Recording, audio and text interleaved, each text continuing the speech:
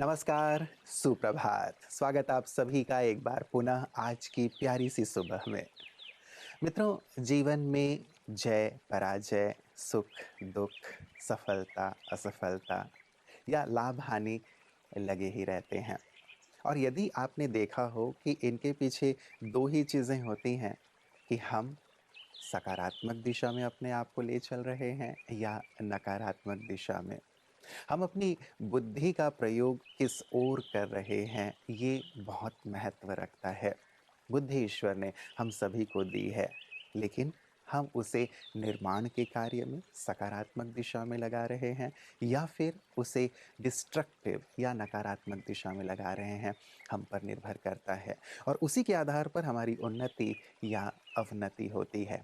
और इसीलिए कहा भी जाता है, जब कोई उल्टा सीधा कार्य करता है तो कि हे ईश्वर, इसे सद्बुद्धि प्रदान करो। तो बुद्धि का इस्तेमाल हम किस ओर कर रहे हैं, इसी पर आधारित है आज का सुंदर सुवाक्य।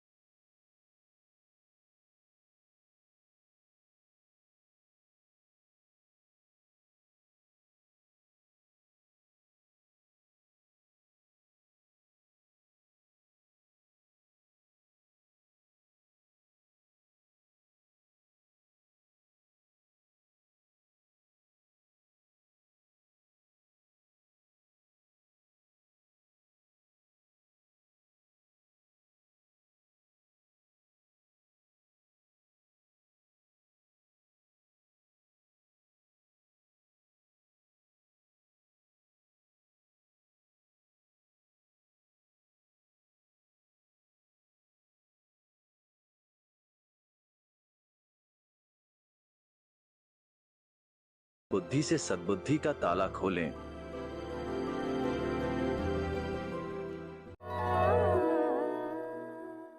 मित्रों, अच्छे स्वास्थ्य के 4 आधारभूत नियम हैं। हम अच्छी नींद लें, अच्छा भोजन लें, व्यायाम भी करें और साथ ही अपनी सोच को सकारात्मक रखें। यदि ये चारों चीज़ें हमारे जीवन में हैं, तो हम संपूर्ण स्वास्थ्य का आनंद लेते हैं। इसीलिए हम कितने भी व्यस्त हों, लेकिन इन सब के लिए हमें वक्त ज़रूर निकालना चाहिए, क्योंकि स्वास्थ्य है तभी जीवन का संपूर्ण आनंद है।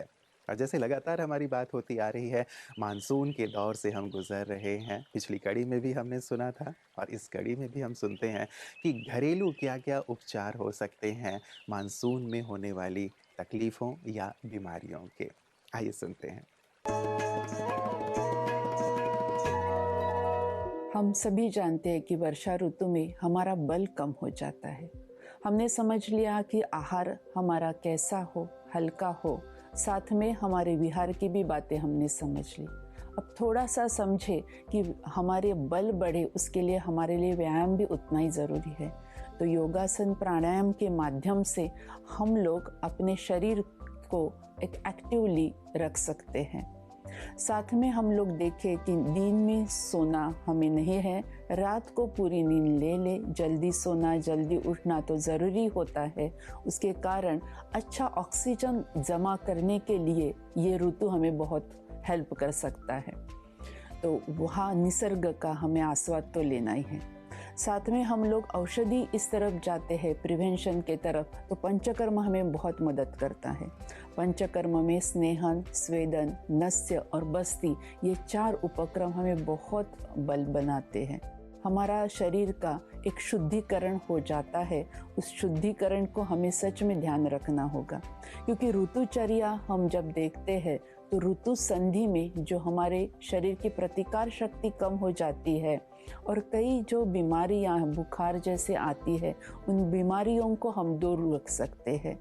ठंड को भी हम लोग दूर रख सकते हैं। ठंडी के कारण कई जो बीमारियां आती है वो हम लें। तो जो भी त्योहार आ जाते हैं उन सारे त्योहारों का आस्वाद लेने के लिए ये हमारा इस 2 चीज़ों की तरफ थोड़ा थोड़ा ध्यान देना बहुत ज़रूरी हो जाता है। तो सभी इन चीज़ों को ध्यान रखें। हमारी मानसिक प्रतिकार शक्ति बनाने के लिए जो भी हमारे श्लोक दिए हैं इस ऋतु में हम त्योहारों पर करते हैं उनका सही अर्थ समझ ले और उनको जीवन में अपना एप्लीकेशन करना शुरू कर दे। मित्रों, इस वर्ष पूरा देश आज़ादी का अमृत महोत्सव मना रहा है। पूरा देश पुलकित है, प्रफुल्लित है, क्योंकि हमें आज़ाद हुए 75 वर्ष हो गए हैं। और ये आज़ादी हमें कितनी तकलीफ़ों से प्राप्त हुई है ये हम सब जानते हैं जब हम इसके बारे में सुनते हैं और पढ़ते हैं। इसीलिए ये आज़ादी का अमृत महोत्सव हमारे लिए सचमुच बहुत बहुत मूल्यवान और महत्वपूर्ण हो जाता है कि इस उत्सव को सचमुच दिल से भी मनाएं और एक जिम्मेवारी का भाव भी अपने अंदर लेकर आएं कि हम अपने देश को कैसे शिखर की ओर ले चलें। आज़ादी के इसी अमृत महोत्सव पर हमारे कवि मनोज खुशनुमा जी आज क्या लेकर आए हैं, आइए उन्हीं के मुख से सुनते हैं।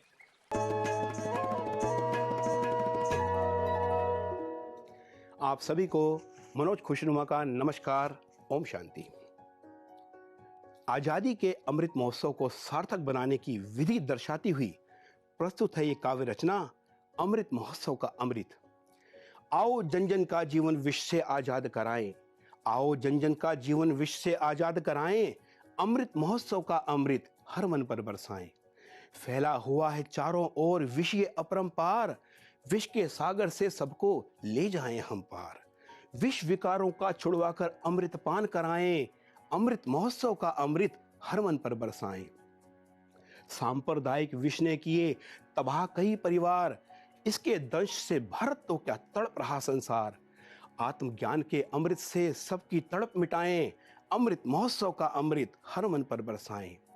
ईर्ष्या रूपी विष मन का अमन चैन खा जाता, भाई भाई को यही लड़ाता, नफरत बैर कराता। प्रेम के रूहानी अमृत से विषय चलो सुखाएं, अमृत महोत्सव का अमृत हर मन पर बरसाएं।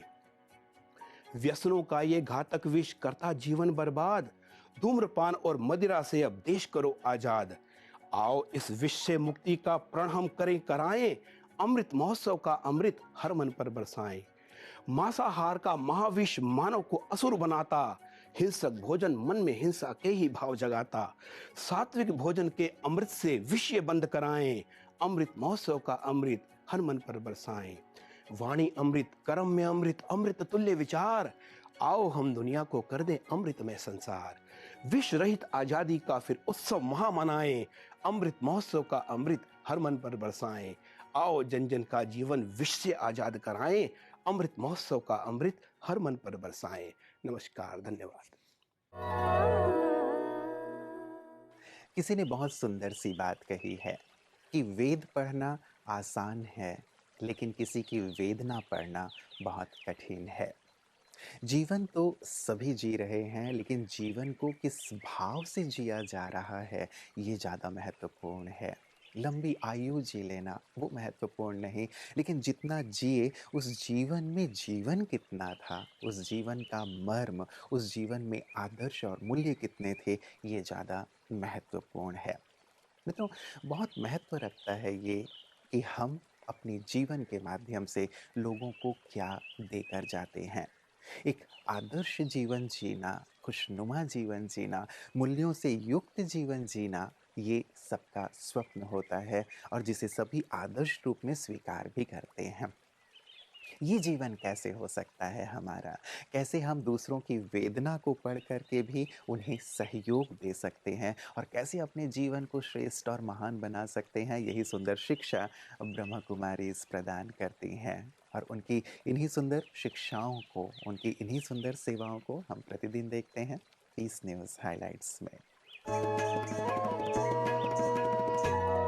आजादी के अमृत महोत्सव से स्वर्णिम भारत के अंतर्गत इस वर्ष चीन में 8वें अंतर्राष्ट्रीय योग दिवस के उपलक्ष्य में शंघाई एवं ग्वांगझू में भारत के महावाणिज्य दूतावास के सहयोग से विभिन्न शहरों में विभिन्न कार्यक्रमों का आयोजन किया गया। ब्रह्मा कुमारी चीन में सिस्टर जयंती ने इंटरनेशनल योगा डे का वीडियो संदेश दिया और चीन में योग दिवस कार्यक्रमों को बढ़ावा देने के लिए प्रेरित किया। शंघाई में भारत के महावाणिज्य दूतावास के सहयोग से इनर स्पेस शंघाई द्वारा ऑनलाइन कार्यक्रम के दौरान महावाणिज्य दूत श्री एन नंद कुमार मुख्य अतिथि थे और चीन के विभिन्न हिस्सों से प्रतिभागियों ने भाग लिया। गुआंगझू में भारत के महावाणिज्य दूतावास के सहयोग से दक्षिण चीन के 3 शहरों में भी कार्यक्रम हुए। गुआंगझू के महावाणिज्य दूत श्री शंभू एल हक्की ने वीडियो संदेश के माध्यम से अपना अभिवादन साझा किया। गुआंगझू में भारत के महावाणिज्य दूतावास ने आजादी का अमृत महोत्सव के दौरान कार्यक्रमों की श्रृंखला आयोजित करने के लिए ब्रह्मा कुमारियों के प्रति प्रशंसा का प्रमाण पत्र प्रस्तुत किया। शंघाई में भारत के महावाणिज्य दूतावास ने योग के माध्यम से भारत के मूल्यों और संस्कृति को बढ़ावा देने में महत्वपूर्ण भूमिका निभाने के लिए बी के सिस्टर सपना को प्रशंसा पत्र प्रस्तुत किया। आज मुझे आप में से ही किसी ने एक बहुत प्यारा सा मैसेज भेजा और मैसेज ये था कि सोच समझकर ही रूठा करो अपनों से, क्योंकि आजकल मनाने का रिवाज खत्म हो गया है। सचमुच बहुत गहरे भाव लिए हुए हैं ये पंक्तियाँ।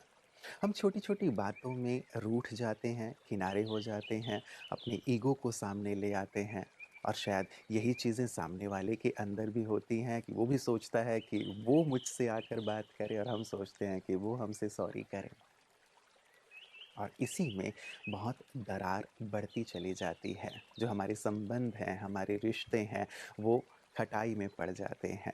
क्यों ना हम थोड़ी विशालता को धारण करें, पहले अपनी तरफ से ही झुक करके या तो माफ़ी मांग लें या बात की शुरुआत कर लें। बात बहुत छोटी छोटी होती हैं, लेकिन कई बार हम सोच सोच कर उसे बड़ा कर देते हैं। मित्रों, हमारे रिश्ते, हमारे संबंध हमारे लिए कहीं ज़्यादा महत्वपूर्ण है, क्योंकि जीवन में आनंद तो सुखद रिश्तों से ही है। इस पर ज़रूर विचार कीजिएगा और यदि किसी से रूठा रुठाई हो गई हो तो आज ज़रूर मना लीजिएगा और अपना ख्याल रखिएगा। कल पुनः इसी वक्त आप सबसे मुलाकात होगी। नमस्कार। ओम शांति। जीवन के सब रंग